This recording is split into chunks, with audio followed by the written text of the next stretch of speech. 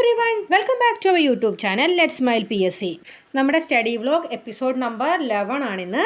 10ാം class വരെ കണക്ക് എന്ന് പറയുന്നത് എനിക്ക് എന്നെ സംബന്ധിച്ചിടത്തോളം വലിയ കീറാമുട്ടിയൊന്നും ആയിരുന്നില്ല. ജസ്റ്റ് എനിക്ക് കാര്യങ്ങൾ എൻ്റെ ബേസിക് കോൺസെപ്റ്റുകളൊക്കെ അറിയായിരുന്നു. കൂട്ടാനും കുറയ്ക്കാനും ഗുണപട്ടികയും ഹരിക്കാനും ഒക്കെ നന്നായിട്ട് അറിയാവുന്ന ഒരു കാര്യമായിരുന്നു. അതുകൊണ്ട് തന്നെ 10ാം ക്ലാസ് വരെ എനിക്ക് മാത്സ് വലിയ പ്രശ്നം ഉണ്ടായിരുന്നില്ല. പക്ഷേ എനിക്ക് പ്രശ്നം വന്നത് എവിടെയെന്ന് വെച്ച് കഴിഞ്ഞാൽ ഞാൻ +1 +2 സയൻസാണ് പഠിച്ചത്. അപ്പം അവിടുത്തെ മാത്സ് എന്നെ ശരിക്കും കുഴക്കി. അതോടെ എനിക്ക് മാത്സ് എന്ന് പറയുന്ന സബ്ജക്റ്റിനോടും ആ സബ്ജക്റ്റ് പഠിപ്പിക്കുന്ന ആൾക്കാരോടും അത് പഠിക്കുന്ന ആൾക്കാരോടും ഒക്കെ ഒരുമാതിരി ദേഷ്യം വന്നു തുടങ്ങി. കാരണം എനിക്ക് മാത്സ് എന്ന് പറഞ്ഞാൽ എനിക്ക് അത്യാവശ്യം നല്ലൊരു സബ്ജക്റ്റ് ആയിരുന്നെങ്കിലും ആ 2 വർഷം കൊണ്ട് എനിക്ക് ആ മാത്സിനോടുള്ള ഇഷ്ടം പോയി. എനിക്കതിനോട് മൊത്തത്തിൽ എനിക്ക് വെറുപ്പ് വന്ന് പേടി വന്ന ഒരു കാലഘട്ടമായിരുന്നു ആ 2 വർഷം. അതിനുശേഷം പിന്നെ ഞാൻ ഡിഗ്രി BA ഇംഗ്ലീഷ് കഴിഞ്ഞു. അതിനുശേഷം PG ജേർണലിസം കഴിഞ്ഞു. ആ സമയത്തൊന്നും എനിക്ക് മാത്സിൻ്റെ വലിയ ആവശ്യം ഉണ്ടായിരുന്നില്ല. ആകെ നമുക്ക് വേണ്ടി വരുന്നപ്പോഴെങ്കിലും ഇപ്പോൾ കടയിൽ പോയി സാധനങ്ങൾ വാങ്ങിക്കുമ്പോൾ പൈസ കൊടുക്കാനോ തിരിച്ചു വാങ്ങാനോ ഒക്കെ കൂട്ടാനും കുറയ്ക്കാനോ അല്ലെങ്കിൽ ചെറിയത് ഗുണിക്കാനും അങ്ങനെ മാത്രമായിട്ടാണ് നമുക്ക് കണക്ക് ആവശ്യം വന്നിട്ടുണ്ടായിരുന്നത്. പിന്നീട് ഇപ്പം കഴിഞ്ഞ 3-4 വർഷങ്ങൾക്ക് മുമ്പ് PSC പഠിക്കാൻ വേണ്ടി തുടങ്ങുമ്പോഴാണ് ഈ മാത്സ് എന്ന പേടി സ്വപ്നം വീണ്ടും എന്നെ പിടികൂടുന്നത്. അതുകൊണ്ട് തന്നെ PSC പഠിക്കാൻ തുടങ്ങിയപ്പം എനിക്ക് ഭയങ്കരമായിട്ട് കണക്കിനോടൊരു പേടിയുണ്ടായിരുന്നു. കാരണം എനിക്കിത് പഠിക്കാൻ പറ്റുമോ? കാരണം ഓൾറെഡി എനിക്ക് +1 +2 എൻ്റെ ആ ഒരു ട്രോമ ഉണ്ടല്ലോ. അതുപോലെ തന്നെ എനിക്ക് കണക്ക് പഠിക്കാൻ പറ്റില്ല. അതുപോലെ എനിക്ക് ഈ മാത്സ് പഠിച്ചു തീർക്കാൻ സമയം മതിയാവില്ല. അതല്ലെങ്കിൽ എത്ര ഫോർമുല ഉള്ളത് ഇതൊക്കെ പഠിക്കേണ്ടി വരില്ല. ഇതൊക്കെ പഠിക്കാൻ എനിക്ക് പറ്റുമോ? എന്നെക്കൊണ്ട് ഇതിനൊക്കെ പറ്റുമോ? ഇങ്ങനെ ഒരുപാട് കാര്യങ്ങൾ ചിന്തിച്ചിട്ട് വലിയ രീതിയിൽ നിരാശ എനിക്ക് ആദ്യകാലങ്ങളിൽ ഉണ്ടായിട്ടുണ്ട്. എന്നെ സംബന്ധിച്ചിടത്തോളം കണക്കിൻ്റെ ബേസിക്സൊക്കെ എനിക്ക് നന്നായിട്ട് അറിയാമെന്ന് എനിക്ക് നല്ല ഉറപ്പുണ്ട്. എന്നിട്ട് പോലും എനിക്ക് കണക്ക് എന്ന് പറയുന്നത് വലിയൊരു പേടി സ്വപ്നമായിട്ട് ആയിരുന്നു ഉണ്ടായിരുന്നത് ആ ഒരു സമയത്ത്. ഒരു പക്ഷേ എന്നെ ആ പേടിയിൽ നിന്നൊക്കെ കരകയറ്റിയത് 1-2 യൂട്യൂബ് ചാനലുകളാണ്. അതിൽ ഏറ്റവും ഇമ്പോർട്ടൻ്റ് ആയിട്ടുള്ളത് ട്രിക് ടേൺ എന്ന് പറയുന്ന ജെറിൻ സാറിൻ്റെ ആ ഒരു ചാനലാണ്. ആ ഒരു ചാനലാണ് ഞാൻ ആദ്യമായിട്ട് PSC പഠിക്കുന്ന സമയത്ത് മാത്സ് പഠിക്കാൻ വേണ്ടി തുടങ്ങിയത്. എന്നെ സംബന്ധിച്ചിടത്തോളം ഞാനൊരു ഓഫ്ലൈൻ ക്ലാസ്സുകൾക്കും പോയിട്ടില്ല. അതുകൊണ്ട് തന്നെ എനിക്ക് എങ്ങനെ ചെയ്യണം, ഏത് രീതിയിലാണ് PSCയുടെ മാത്സ്, നമുക്ക് 10ാം ക്ലാസ്സിലും +1 +2 പഠിച്ച മാത്സ് അല്ലല്ലോ നമ്മൾ PSCക്കുള്ളത്. അപ്പോൾ അതെങ്ങനെയാണെന്നും ഒരു രീതിയിലുള്ള അറിവില്ലാതെയാണ് ഞാൻ ആദ്യമായിട്ട് ജെറിൻ സാറിൻ്റെ ക്ലാസ് കേൾക്കുന്നത്. എനിക്ക് തോന്നുന്നു ആദ്യമായിട്ട് ഞാൻ കേൾക്കുന്നത് പെർസെൻറ്റേജ് എന്ന് പറഞ്ഞ ക്ലാസ്സാണെന്ന് തോന്നുന്നു. അപ്പോൾ അവിടെ നിന്നാണ് എനിക്ക് മനസ്സിലാവുന്നത്, ഓക്കെ ഇത് മാത്സ് എന്നെക്കൊണ്ട് ഞാൻ കുറച്ചധികം സമയം ഇരുന്ന് പഠിച്ചാൽ എനിക്ക് ക്രാക്ക് ചെയ്യാൻ പറ്റുന്ന കാര്യങ്ങളേ ഉള്ളൂ മാത്സ് എന്ന് എനിക്ക് തോന്നി തുടങ്ങിയത് ജെറിൻ സാറിൻ്റെ ക്ലാസ് കണ്ടതോടുകൂടിയാണ്. അങ്ങനെ പതുക്കെ ഞാൻ മാത്സ് ചെയ്തു തുടങ്ങിയ സമയത്ത് എനിക്കൊരു കാര്യം മനസ്സിലായി. മാത്സ് എന്ന് പറയുന്നത് ഒരിക്കലും ഒരു കീറാമുട്ടിയൊന്നും അല്ല. അതൊരു പ്രത്യേക ഒരു കഴിവൊന്നുമല്ല. ഒരാൾക്ക് മാത്സ് ചെയ്യാൻ പറ്റുക എന്നുള്ളത് ഒരാളുടെ കഴിവല്ല. അത് നമുക്ക് പരിശ്രമത്തിലൂടെ ഉണ്ടാക്കിയെടുക്കാൻ വേണ്ടി പറ്റുന്ന ഒരു രീതിയാണ് എന്ന് എനിക്ക് മനസ്സിലാക്കാൻ വേണ്ടി തുടങ്ങി.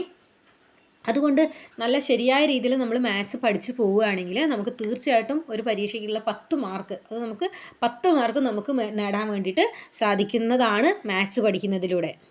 അങ്ങനെ ഞാൻ പതുക്കെ മാത്സ് ഇങ്ങനെ സ്റ്റാർട്ട് ചെയ്ത് പിന്നീട് ഞാൻ എനിക്ക് വേണ്ടിയിട്ട് ചില വഴികളുണ്ടാക്കി. കാരണം എനിക്ക് മാത്സ് പഠിക്കാൻ വേണ്ടി ഞാൻ തന്നെ ചില വഴികളുണ്ടാക്കി. അങ്ങനെ അത് ഞാൻ എങ്ങനെയാണ് മാത്സ് പഠിച്ചത് എന്നുള്ള കാര്യങ്ങളാണ് ഞാൻ നിങ്ങളുടെ അടുത്ത് പറയാൻ വേണ്ടി പോകുന്നത്. ഏറ്റവും ബേസിക് ആയിട്ടുള്ള കാര്യങ്ങളാണ് കേട്ടോ പറയുന്നത്. ഇത് വലിയ കാര്യങ്ങളൊന്നും ഞാൻ പറയുന്നില്ല. ബേസിക്കായിട്ട് നമുക്ക് മാത്സ് ഭയങ്കര പേടിയുള്ള ആളുകൾക്ക് അല്ലെങ്കിൽ മാത്സ് എനിക്ക് ചെയ്യാൻ പറ്റില്ല എന്ന് തോന്നുന്ന ആളുകൾക്ക് ജസ്റ്റ് ഒന്ന് ബൂസ്റ്റ് ആവാൻ വേണ്ടിയിട്ടുള്ള കുറച്ച് കാര്യങ്ങളാണ് ഞാൻ പറയാൻ വേണ്ടി പോകുന്നത്. ഞാൻ മാത്സ് പഠിച്ചു തുടങ്ങുമ്പോൾ എനിക്ക് അത്യാവശ്യം കൂട്ടൽ, കുറയ്ക്കൽ, ഗുണിക്കൽ, ഹരിക്കൽ അത്യാവശ്യം അറിയാമായിരുന്നു. പക്ഷേ എനിക്ക് ഗുണപട്ടികയിലൊക്കെ ചിലപ്പോൾ ഡൗട്ടുകൾ ഉണ്ടാവാറുണ്ട്. കാരണം നമ്മളത് ഉപയോഗിക്കുന്നില്ലല്ലോ. നമ്മൾ എപ്പോഴെങ്കിലുമൊക്കെ ഉപയോഗിക്കുന്നതുകൊണ്ട് തന്നെ അത് നമ്മൾ 4-5 വർഷം, 5 ഒരു 6-7 വർഷം മുൻപ് ഉപയോഗിച്ചതാണ്. പിന്നീട് നമ്മളത് ഉപയോഗിച്ചിട്ടില്ല എന്നുള്ളത് കൊണ്ട് തന്നെ എനിക്ക് വലിയ രീതിയിൽ അതിനെപ്പറ്റി വലിയ ഗുണപട്ടിക പോലും പഠിച്ച കാര്യങ്ങൾ പോലും പകുതിയും ഓർമ്മയുണ്ടായിരുന്നു. അപ്പോൾ ഞാൻ അവിടെ നിന്ന് തുടങ്ങുകയാണ് ചെയ്തത്. ഗുണപട്ടിക നല്ല രീതിയിൽ മനഃപ്പാടമാക്കി. അത് നമുക്ക് ആർക്ക് വേണമെങ്കിലും ചെയ്യാൻ പറ്റുന്ന കാര്യമേ ഉള്ളൂ.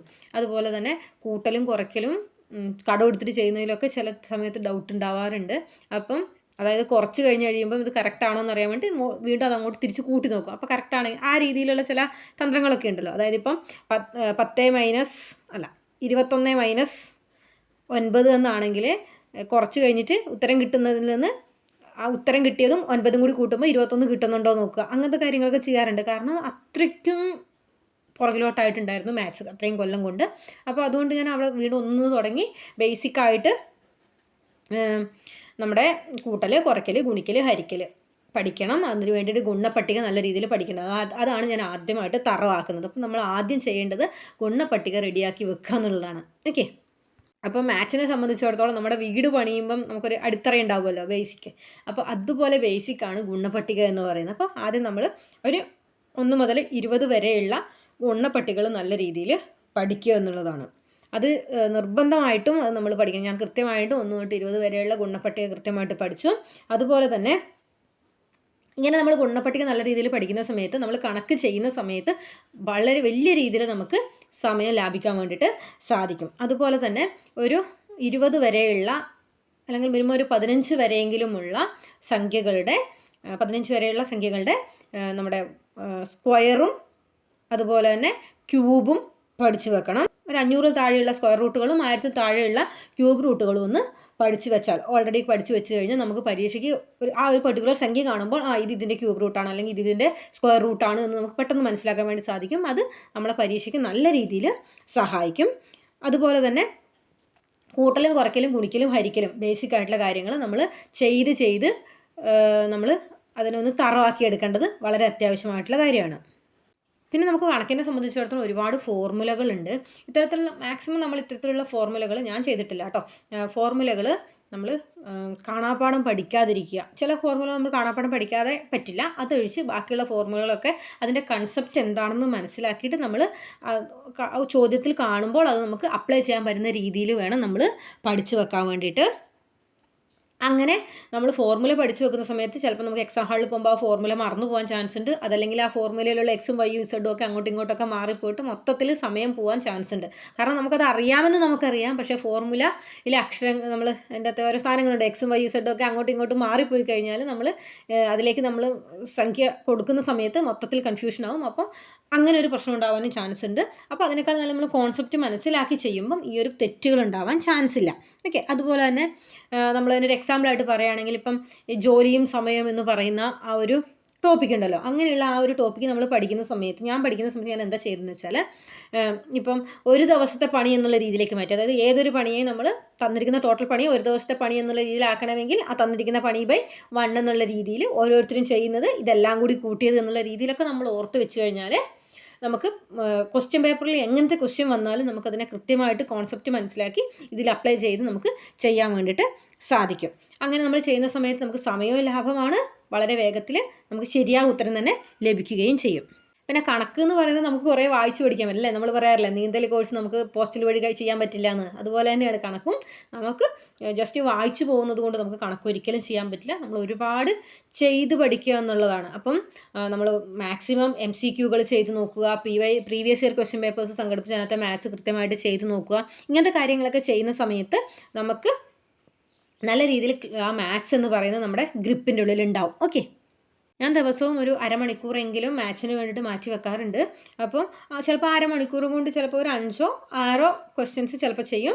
കാരണം അതിനിടയിൽ ചിലപ്പോൾ 1 or 2 ക്വസ്റ്റ്യൻസ് തെറ്റിപ്പോയി കഴിഞ്ഞാൽ എനിക്ക് കിട്ടുന്നില്ല എന്ന് തോന്നിക്കഴിഞ്ഞാൽ അത് ഞാൻ ഒന്നും കൂടെ പഠിച്ച് അതിന് എക്സ്പ്ലനേഷനൊക്കെ നോക്കിയിട്ട് വീണ്ടും ചെയ്ത് നോക്കിയിട്ടാണ് ചെയ്യുന്നത്. അതുകൊണ്ടാണ് ഒരു ദിവസം ഒരു മാക്സിമം ഒക്കെ 10 വരെ, അതെല്ലാം കിട്ടുന്ന ചോദ്യങ്ങളാണെങ്കിൽ മാക്സിമം ഒക്കെ 10 വരെ പോകും. അതല്ലെങ്കിൽ ഒരു 5 or 6 ഇതിനുള്ളിൽ നമുക്ക് അരമണിക്കൂറിനുള്ളിൽ നമുക്ക് മാത്സ് ചെയ്യാൻ വേണ്ടി സാധിക്കാറുണ്ട്. ഇപ്പോൾ പരീക്ഷകളിൽ എനിക്ക് 10ൽ 8, 9 മാർക്ക് മാത്സിൽ നിന്ന് എന്തായാലും കിട്ടാറുണ്ട്. ബേസിക് ഒക്കെ നല്ല രീതിയിൽ സെറ്റായി കഴിഞ്ഞാൽ പിന്നെ നമുക്ക് ക്വസ്റ്റ്യൻസ് ചെയ്ത് പഠിക്കുക എന്നുള്ളതാണ്. അതായത് ഇപ്പം നമ്മുടെ BSc ബുള്ളറ്റിനോ അതുപോലുള്ള പ്രസിദ്ധീകരണങ്ങളൊക്കെ ഉണ്ടല്ലോ, അപ്പോൾ അതിലൊക്കെയും മാത്സ് വന്നിട്ടുണ്ടാവും. അപ്പോൾ അത് നമ്മൾ എത്ര ചെയ്യാൻ പറ്റുമോ അത്രത്തോളം ചെയ്ത് പഠിക്കുക എന്നുള്ളതാണ്. അതുപോലെ തന്നെ ഇപ്പോൾ ചില കാര്യങ്ങൾ നമ്മൾ ചെയ്ത് കഴിയുമ്പം അതിൻ്റെ എക്സ്പ്ലനേഷൻ വായിച്ചാലൊന്നും മനസ്സിലാവുന്നില്ല എന്നുണ്ടെങ്കിൽ അത് നമുക്ക് ഏതെങ്കിലുമൊക്കെ ഓൺലൈൻ ആപ്ലിക്കേഷനുകൾ ഉപയോഗിച്ചുകൊണ്ട് അല്ലെങ്കിൽ ChatGPTയോ ജെമിനിയോ ഒക്കെ ഉപയോഗിച്ചുകൊണ്ട് നമുക്കതിൽ എക്സ്പ്ലെയിൻ ചോദിച്ചുകൊണ്ട് നമുക്ക് ഈസി ആയിട്ടുള്ള രീതിയിൽ അവരത് പറഞ്ഞു തരികയും അങ്ങനെ നമുക്ക് തെറ്റിയ കാര്യങ്ങൾ നല്ല രീതിയിൽ പഠിച്ചെടുക്കാനും സാധിക്കും. അപ്പം നമ്മുടെ മാത്സ് എന്ന് പറയുന്നത് നമ്മൾ ചെയ്ത് പഠിക്കുക എന്നുള്ളത് മാത്രമാണ്. നമുക്ക് ഒരിക്കലും മാത്സിനെ ഇങ്ങനെ വായിച്ച് പഠിച്ചത് കൊണ്ട് നമുക്ക് മാർക്ക് കിട്ടില്ല. നമ്മൾ എത്രത്തോളം നമുക്ക് ചെയ്ത് പഠിക്കാൻ പറ്റുന്നുണ്ടോ, നമ്മൾ എത്രത്തോളം അത് പ്രാക്ടീസ് ചെയ്യുന്നുണ്ടോ അത്രത്തോളം അത് നല്ല രീതിയിൽ നമുക്ക് മനസ്സിലാകും. അപ്പം നമ്മളങ്ങനെ ചെയ്യുന്ന സമയത്ത് ഒരു ദിവസം ഏതെങ്കിലും 2 ടോപ്പിക്കുകളെങ്കിലും MCQ ചെയ്യാൻ വേണ്ടി ശ്രമിക്കുക. ഇപ്പം ഞാൻ ഇന്ന് ചെയ്തത് ശരാശരിയും പലിശയും, ഈ 2 കാര്യങ്ങളാണ് ചെയ്തത്. അപ്പോൾ അതിൽ റിലേറ്റ് ചെയ്തിട്ടുണ്ട് നമുക്ക് എത്രത്തോളം പ്രീവിയസ് ഇയർ ക്വസ്റ്റ്യൻസ് അതല്ലെങ്കിൽ MCQ ചെയ്യാൻ പറ്റുമോ അത്രത്തോളം നമ്മൾ ചെയ്യുക. അങ്ങനെ ചെയ്യുന്ന സമയത്ത് നമുക്ക് ആ ഒരു കോൺസെപ്റ്റുകൾ നല്ല രീതിയിൽ മനസ്സിലാവുകയും ആ രീതിയിലുള്ള മറ്റൊരു കണക്ക് വന്നു കഴിഞ്ഞാൽ നമുക്കത് കറക്റ്റായിട്ട് ചെയ്യാനും പറ്റും. ഇനി നമ്മളങ്ങനെ ചെയ്യുന്ന സമയത്ത് കിട്ടുന്നില്ല, എന്തെങ്കിലും തെറ്റുണ്ട് എന്ന് തോന്നുകയാണെങ്കിൽ ആ കാര്യങ്ങൾ നമ്മളൊന്ന് കുറിച്ച് വെക്കുകയോ അല്ലെങ്കിൽ ടിക്ക് ഇട്ടേക്കുകയോ ചെയ്തതിന് ശേഷം പിന്നീട് ഒന്നുകിൽ ഏതെങ്കിലും റാങ്ക് ഫയൽ നോക്കിയിട്ട് അതെങ്ങനെയാണെന്ന് മനസ്സിലാക്കുക, അതല്ലെങ്കിൽ യൂട്യൂബിൽ ക്ലാസ്സുകൾ നോക്കിയിട്ട് നമുക്കത് മനസ്സിലാക്കാം. അതുമല്ലെങ്കിൽ നമുക്ക് ഏതെങ്കിലുമൊക്കെ ആപ്ലിക്കേഷൻ ജെമിനിയൊക്കെ ഉപയോഗിച്ചുകൊണ്ട് നമുക്ക് അത് എക്സ്പ്ലെയിൻ ചെയ്യാൻ വേണ്ടി പറയാം. നമുക്ക് ഏറ്റവും ഈസി ആയിട്ടുള്ളത് ജെമിനി ഉപയോഗിക്കുക എന്നുള്ളതാണ്. അതുപോലെ തന്നെ നമ്മളിങ്ങനെ മാത്സ് എന്ന് പറയുന്ന കാര്യം നമ്മുടെ കൈപ്പിടിയിൽ ഒതുങ്ങിക്കഴിഞ്ഞാൽ എല്ലാ പരീക്ഷയ്ക്കും 10 മാർക്കാണ് നമുക്ക് ഉണ്ടാവുക അല്ലേ. അപ്പം ഇത്രയുമാണ് ഞാൻ ഈ ഒരു ക്ലാസ്സിൽ പറയുന്നത്. ഈ ഒരു ക്ലാസ് നിങ്ങൾക്ക് ഇഷ്ടപ്പെട്ടിട്ടുണ്ടെങ്കിൽ തീർച്ചയായിട്ടും ലൈക്ക് ചെയ്യാനും ഷെയർ ചെയ്യാനും ഈ ചാനൽ സബ്സ്ക്രൈബ് ചെയ്യാനും മറക്കരുതേ.